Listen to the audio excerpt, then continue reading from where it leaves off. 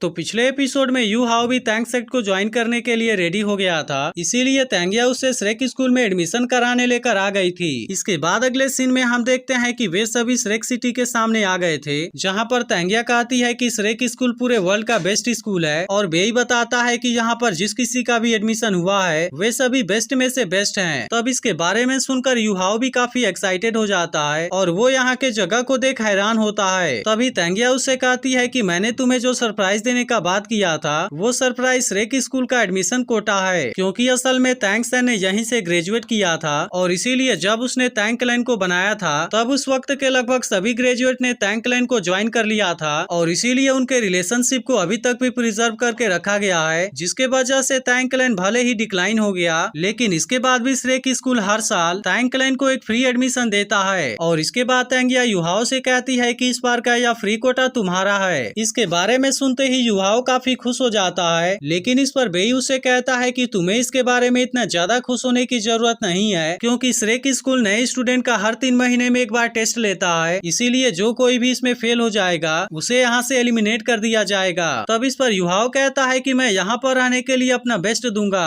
तब इसके बारे में सुनकर तैंगिया भी खुश हो जाती है और इसे गिफ्ट के तौर पर स्टोरेज सोल गाइड देती है, जिसका यूज करके यू हाओ इसमें बहुत सारी चीजों को स्टोर कर सकता है। इसके बाद हम देखते हैं कि वे श्रेक स्कूल में जाने के लिए श्रेक सिटी में एंटर कर जाते हैं, जहाँ के ट्रांसपोर्ट सोल गाइड को देख यू हाओ काफी हैरान हो गया था। तब इस पर बेई उसे बताता है कि यह टेक्नोलॉजी ओरिजिनल डलाउ कॉन्टिनेंट के सैकड़ों सालों से आगे है, लेकिन असल में यू हाओ ने ड्यूक मेंशन में ऐसे किसी भी चीज को नहीं देखा था। तभी बेई उसे बताता है कि श्रेक स्कूल आज से 4000 साल पहले हुए वॉर से ओरिजिनेटेड है, जो कि सन मून कॉन्टिनेंट और डलाउ कॉन्टिनेंट के बीच में हुआ था। इसके बाद वो आगे बताता है कि आज से 4000 साल पहले सन मून कॉन्टिनेंट वेस्ट से डलाउ कॉन्टिनेंट के साथ में टकरा गया था, जिसके वजह से डलाउ कॉन्टिनेंट को भी तुरंत उसके साथ में वॉर करना पड़ा, जिनमें सन मून एम्पायर के सोल गाइड वेपन के वजह से तीनों किंगडम के आर्मी के साथ साथ तैंग क्लैन के सारे हिडन वेपन भी हार गए। लेकिन तभी तैंगिया कहती है कि ऐसा नहीं है कि तैंग क्लैन के hidden weapons soul guide weapon के सामने कमजोर हैं, क्योंकि तैंग क्लैन के पास में ऐसे बहुत सारे हिडन वेपन हैं जिनमें से कुछ तो गॉड को भी डरा देते हैं। तब इसके बारे में जानकर यू हाओ और भी ज्यादा हैरान हो जाता है। तभी बेई भी कहता है कि तैंग सेन और लुओ गाओ ने जिन वेपन को बनाया था वैसे तो उनमें से कुछ हिडन वेपन ऑर्डिनरी थे, जिसके वजह से वॉर के दौरान उनको कमांड करने में बहुत ही कंफ्यूजन हो गया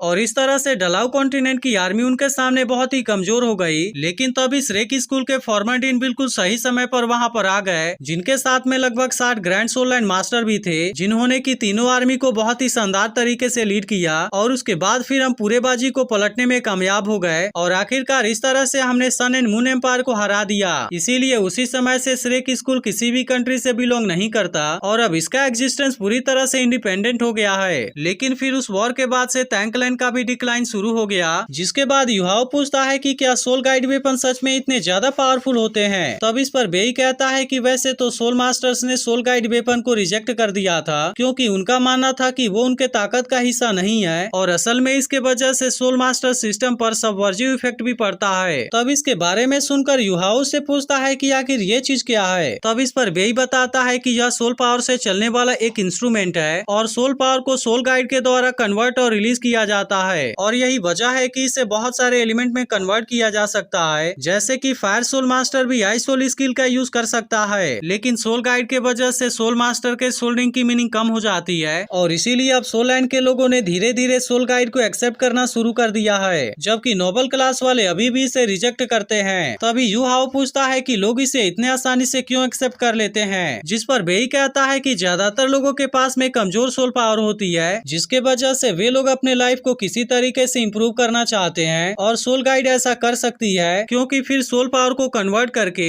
सोल गाइड व्हीकल्स और फ्लाइंग बोट को बहुत ही आसानी से बनाया जा सकता है। तभी यू हाओ सोचने लगता है कि क्या हिडन वेपन और सोल गाइड इनकम्पेटिबल नहीं है। इसके कुछ देर के बाद वे तीनों श्रेक स्कूल के गेट पर भी आ जाते हैं, जहाँ का गार्ड बेई को देखते ही कहता है कि आप तो वापस आ गए, जिस पर बेई उससे कहता है कि मैं यू हाओ का यहाँ पर रजिस्ट्रेशन करवाने के लिए आया हूँ और इसके बाद वे सब एक साथ में इसके अंदर आ जाते हैं। अब यहाँ अंदर आते ही बेई यू हाओ को सबसे पहले श्रेक 7 डेविल्स के बारे में बताता है, जिन्होंने श्रेक स्कूल के ओरिजिनल ग्लोरी को क्रिएट किया था। इसके बाद हम देखते हैं कि बेई उसे एक एक करके सभी श्रेक 7 डेविल्स के स्टैचू को दिखाता है और इसी के साथ साथ इसे इसके बारे में भी बताता है। अब इसी तरह से वो इसे सभी सभी के बारे में बताते हुए तांग सेन के स्टैचू के सामने लेकर आ गया था, जो कि यहाँ पर मिडिल में बना होता है। और फिर बेई उसे बताता है कि तांग सेन द गॉड ऑफ असुरा और द गॉड ऑफ ओशियन है, जो कि श्रेक 7 डेविल्स में से एक है। जिसके बाद हम देखते हैं कि इनके स्टैचू को देख यू हाओ पूरी तरह से हैरान हो गया था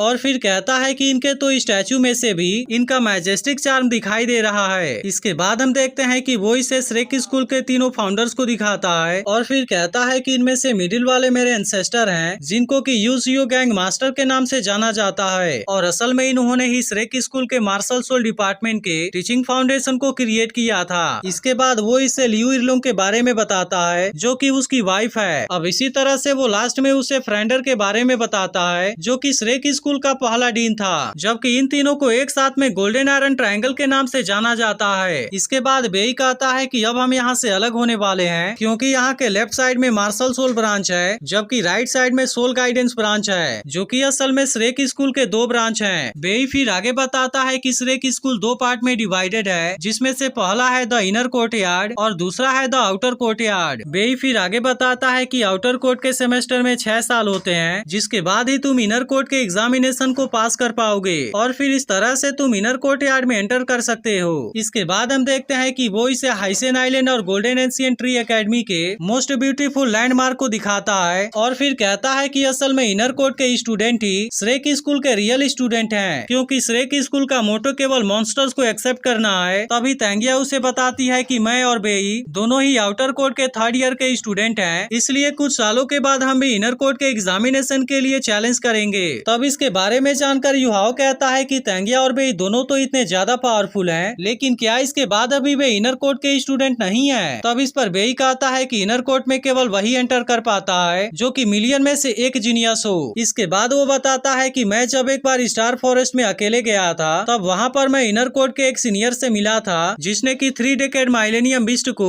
बिना किसी वेपन के यूज किए ही हरा दिया था और यहाँ तक कि वो उसे जिंदा पकड़कर यहाँ पर भी लाया था और ऐसा कहा जाता है कि यही उसका असेसमेंट टास्क था। इसके बाद वो इसे सोल गाइडेंस इंस्टीट्यूट को दिखाता है, जिसे कि वाइंड, फायर, वाटर, इलेक्ट्रिसिटी और 4 एलिमेंट स्कूल को श्रेक स्कूल में मर्ज करके बनाया गया था। इसके बाद हम देखते हैं कि बेई ने यहाँ से युहाओ का ड्रेस भी ले लिया था और फिर बताता है कि 3 दिन में न्यू स्कूल ईयर शुरू होगा और इसी के साथ बेई ने इसके फर्स्ट ईयर के ट्यूशन फी को भी पे कर दिया था। इसके बाद बेई कहता है कि आउटर कोर्ट में उतने मॉन्स्टर स्टूडेंट नहीं है, लेकिन असल में वहाँ पर कुछ मॉन्स्टर टीचर जरूर हैं। इसके बाद हम देखते हैं कि युहाओ अपना रूम खोजने के लिए अपने डॉर्म के पास में आता है और फिर वो उससे बड़े प्यार से पूछता है कि क्या आप मुझे रूम नंबर 201 का रास्ता बता सकते हैं। जिसके बाद वो ओल्ड मैन उसे 2nd फ्लोर के फर्स्ट रूम में जाने के लिए कहता है, जिसके बाद युहाओ इसे थैंक यू कहता है और इसके बाद वो अपने रूम के अंदर आ जाता है, जहाँ पर हम देखते हैं कि इसका रूम वाकई में बहुत ही शानदार था। इसके बाद युहाओ यहाँ पर सुवान टियान स्ट्राइक को प्रैक्टिस करने का डिसाइड करता है, क्योंकि बेई ने उसे बताया था कि यह one of the best cultivation technique है। तब इसके बारे में देख टियान मेंग भी कहता है कि यह स्किल तो सच में बहुत ही अच्छा है और इसी के साथ साथ यह तुम्हें सूट भी करता है। इसके बाद वो उससे कहता है कि इसके वजह से तुम्हारा हेल्थ भी बहुत ही अच्छा इम्प्रूव हो गया है और इसके अलावा जो पर्पल डीमन आई है वो तुम्हारे स्पिरिट आई मार्शल सोल के लिए भी बहुत सुटेबल है। अब इस तरह से वो उससे कहता है कि इन दोनों का कॉम्बिनेशन बहुत ही शानदार है, जो कि तुम्हें बेसिक वाला अटैक सोल स्किल भी देता है। तब इस पर युहाओ कहता है कि मैं अपना पूरा मन लगाकर इसे प्रैक्टिस करूंगा, जिस पर टियान मेंग कहता है कि वैसे तो मैं अभी के लिए सोने जा रहा हूँ, लेकिन फिर जैसे ही तुम ब्रेक थ्रू करोगे तब तुम्हें अपने लिए 2nd सोल रिंग की जरूरत पड़ेगी और इसीलिए मैं तब तक जाग भी जाऊंगा। तब इसके बारे में सुनकर युहाओ से पूछता है कि क्या अगर मुझे जरूरत पड़ेगी तो मैं तुम्हें खोज सकता हूँ। तब इसके बारे में सुनकर टियान मेंग उससे कहता है कि तुम चिंता मत करो, क्योंकि अगर तुम किसी खतरे में होगे तो फिर मैं तुम्हारी मदद करने के लिए जरूर आ जाऊंगा। इसके बाद हम देखते हैं कि टियान मेंग सो जाता है, जबकि युहाओ फिर से प्रैक्टिस करने लगता है, लेकिन काफी देर से कुछ न खाने के वजह से उसे भूख लग गई थी,